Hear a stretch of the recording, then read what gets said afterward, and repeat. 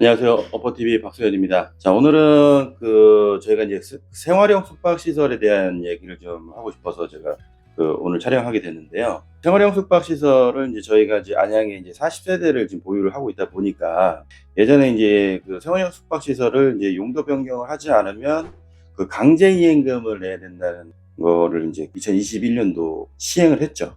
그래서 이제 그 기간 동안 2021년부터 23년 말까지 생활형 숙박시설로 변경하지 않으면 강제이행금을 내겠다는 어마어마한 얘기를 지금 했어요, 정부에서. 근데 사실은 지금 살고 있는데 갑자기 용도 변경을 할 수가 없거든요. 그래서 그런 부분도 이제 법 개정도 안 된 상태에서 이제 하라고 하니까 각 지자체에서도 이제 어떤 식으로 해야 될지도 모르겠고, 그 다음에 아직 그 사례가 없다 보니까 지자체에서도 뭐 우리 시만 해줄 수는 없다, 다른 데서 해야지 하는 거지, 뭐 이런 식으로 얘기를 하니까 사실 쉽지가 않았어요. 근데 다시 한번 요번에 2023년 10월 14일 날 1년의 계도 기간을 연장을 해서 2024년 10월 14일까지 연장을 했는데, 그 사이에 이제 뭐가 바뀌었냐면 통신시설, 주차장 이런 것들이 법이 이제 개정이 좀 되고 조례가 좀 바뀌면서 아무래도 이제 그 전보다는 좀 수월하게 용도 변경을 할 수 있는 조건이 됐어요. 그래서 이제 저희도 2023년도 8월 달에 오피스텔 용도 변경 건축 허가는 미리 이제 내놓고 기다리고 있었는데, 그때 당시에 이제 공사를 못했던 이유는 그 공사에 대한 아웃라인이 명확하지 않고 이제 새로운 시도이다 보니까 아무래도 좀 처음에 시도하게 되면 비용적인 면이 많이 들거든요. 그래서 처음에 하지 않고 다른데 누가 하면 그걸 보고 좀 절약해서 공사를 해야겠다라는 마음이 들어서 이제 지금 하게 되는데, 다른 데도 이제 지금 안양에서도 오피스텔로 용도 변경이 된 현장들이 지금 하나둘씩 지금 늘어나고 있어요. 그래서 이제 저희도 부랴부랴 이제 공사를 해갖고 오피스텔로 용도 변경을 하기 위해서 좀 준비하고 있습니다. 용도 변경 하다 보니까 이 공사하는 부분을 한번 검토를 하게 됐는데, 사실 이제 저희 같은 경우는 예전에 공사할 때 오피스텔로 준해서 이제 건축을 했다 보니까 아무래도 용도 변경하기가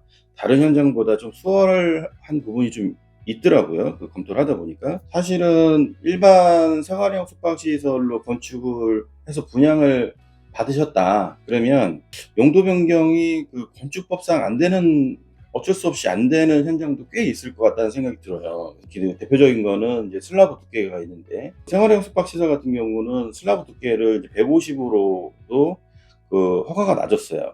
오피스텔 같은 경우는 210이어야지 가능하다고 건축 쪽에서 이제 건축가에서 얘기를 하다 보니까 이런 부분은 어떻게 방법이 없잖아요. 지금 살고 있는데 골조를 뭐 한 6cm 정도를 뭐 더 콘크리트를 부어서 뭐 채울 수도 없는 부분이고, 이거는 사실 좀 말이 안 되는 게 좀 있거든요. 그래서 아무래도 이제 그 부분은 이제 층간 소음 문제 때문에 그런 것 같은데, 그 층간 소음제를 완충을 한다든가 아니면은 지금 현행법에 기준된 층간 소음의 기준 데시벨에 준하는 그런 보완제를 깔아서 거기에서 테스트를 해서 통과가 돼야, 그래야지 되지 않을까 싶어요. 그 다음에 복도, 그러니까 이제 엘리베이터 나와서 각 세대로 들어가는 폭도 예전에 뭐 1500도 가능했던 것도 있는데 1800을 확보해라라고 하니까 그런 부분에서 또 안 되는 현장도 있을 것 같습니다. 이제 저희는 다행히 이제 그런 기준이 다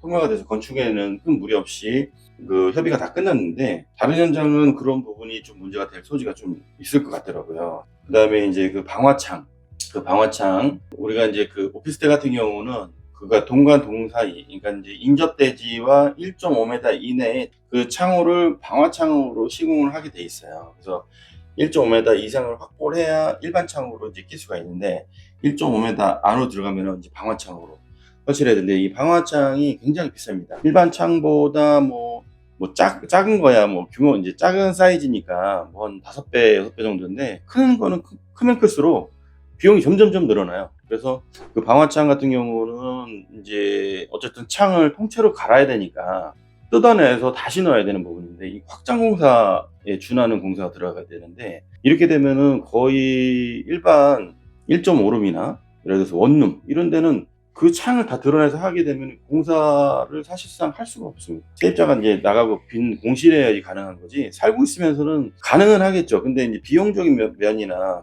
공사 기간이 굉장히 길어지기 때문에, 그래서 사실상 좀 검토가 좀 어려운 부분이 있었는데, 그 방화창을 만약에 그 교체를 하지 않으면 할 수 있는 방법은 그 스프링클러를 그 대체하는 방법이 있더라고요. 그래서 그 창과 스프링클러 그 위치를 그 창 바깥쪽부터 안쪽까지 그 600 안쪽에 스프링클러가 설치가 돼 있으면 방화창을 설치를 안 해도 된다는 규정이 있어요.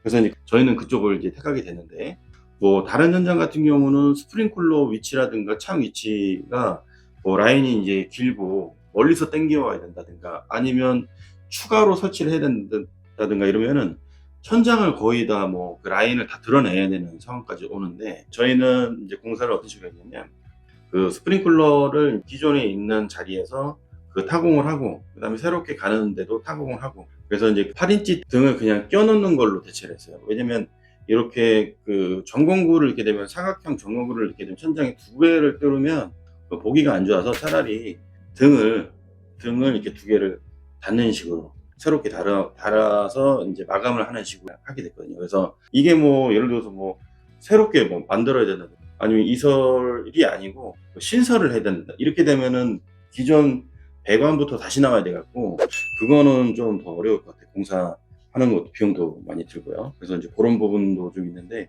저희는 좀 그렇게 좀 간단하게 했다라는 걸 말씀드리고, 그리고 이제 가스레인지 분말 소화기라고 있는데, 그 가스레인지 위에 그 환풍기 들어가는 그 위쪽 안쪽에 그 확산 소화기라고 설치를 하게 돼 있어요. 그래서 이제 뭐 저희도 이제 다시 그거를 하려고 알아봤었는데 시중에 물건이 없더라고요. 그래서 그 이제 새로 이제 그 이제 만들고 나오는 데까지도 꽤 걸리는데 비용도 비쌀 뿐더러 그 구할 수가 없대요, 요즘에.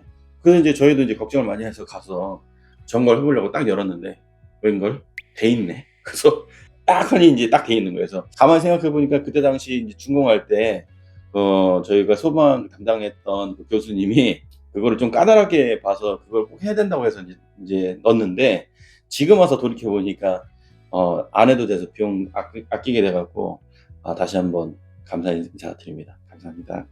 네. 그 다음에 그 주차장에 장애인 구획하는 거, 그 도색하는 게 이제 예전하고 지금 또 달라서 이제 파란색으로 보는 부분, 그리고 이제 그 점자 블럭, 네, 장애인 분들 그 점자 블럭, 그래서 어디 위치에서 이제 계단 올라가는데 점자 블럭 추가로 설치하는 거, 그 다음에 인터폰이 있는데 추가로 설치하는 부분, 뭐 이런 것들 있고, 그 다음에 그 복도, 그러니까 이제 계단실이죠. 계단실에 그것도 이제 방화창으로 교체를 해야 되는데, 그 방화창으로 교체를 아까 말씀드린 것처럼 어렵다 보니까 그렇게 되면은 스프링클러가 또 와야 되잖아요. 근데 이제 저희가 그 소방 업체하고 협의하는 과정에서 알게 된 건데, 계단실에 절대 스프링클러를 넣으면 안 된다거나. 왜 그러냐면 계단실 같은 경우는 아무래도 저희가 실내가 아니기 때문에 기본 단열만 돼 있다 보니까 갑자기 온도가 너무 한 12도, 15도까지 떨어지는 그 한파가 불 때 거기에 있는 스프링클러가 얼게 돼 있어요. 왜냐면 60cm 안쪽으로 들어가다 보니까 창하고 가깝게 돼 있잖아요. 그러면은 그 스프링클러가 그 얼어서 동파가 된다는 거예요. 그래서 스프링클러가 동파가 되는 바람에 터져서 소방용수가 그냥 다 쏟아져서 거의 뭐 30톤 가까이가 쏟아져서 난리가 났던 경우가 있다. 그래서 그 당시 같은 경우는 단열이 확실하게 되었지 않고 관리가 확실하지 않다면 절대로 그쪽 계단실 쪽에는 그 스프링클러를 설치하지 않는. 그러면 어떤 방법이 있느냐, 이거를 이제 폐쇄를 시켜야 되는 게 있더라고요. 그래서 방화창과 똑같은 성능을 가질 수 있는 서커보드가 있습니다. 그래서 그거를 그 창을 아예 막아버리는 거예요.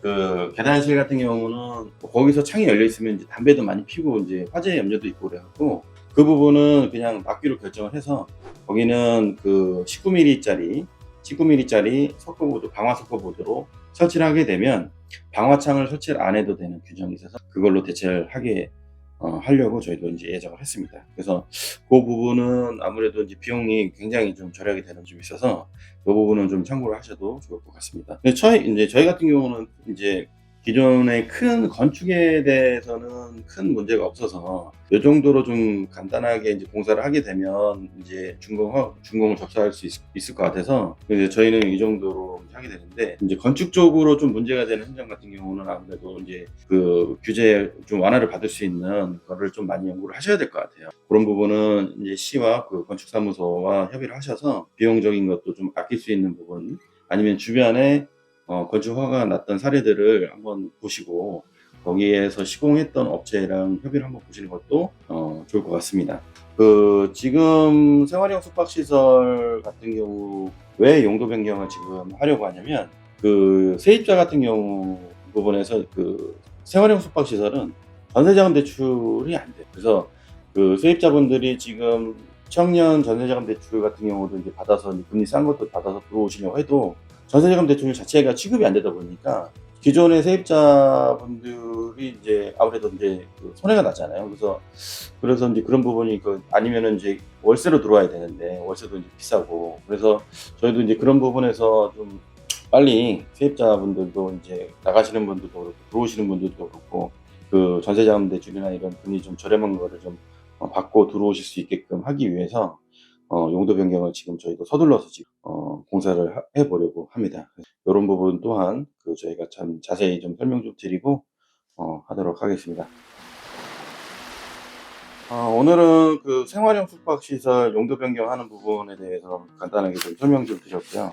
그 생활형 숙박시설이 지금 뭐 계속 이제 좀 문제가 좀 되고 있습니다. 그래서 그 기존에 그 이거를 뭐 단기 투숙이냐 장기 투숙이냐 볼 거냐, 그 다음에 전입 신고는 가능한데 왜 이거를 거주를 못하게 만드냐, 안에 그 쓰는 거는 베란다 있고 주방 있고 하기 때문에 일반 그 오피스텔보다 더 그 편리하게끔 돼 있거든요. 그래서 근데 왜 이거를 뭐 못 쓰게 하느냐, 왜 불법으로 하느냐, 뭐 문제가 되게 많습니다. 그래서 어쨌든 법적인 걸로 지금 용도 변경을 하라고 하니 가능하면 빨리 용도 변경을 하셔서 나중에 그 2024년도 올해 10월 14일까지 하지 않으면 강제이행금 또 나온다고 하니까요.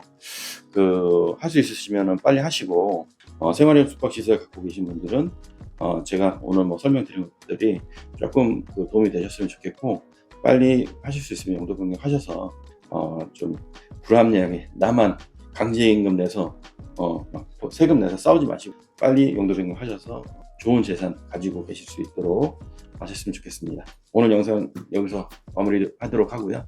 다음에 또 인사드리도록 감사합니다.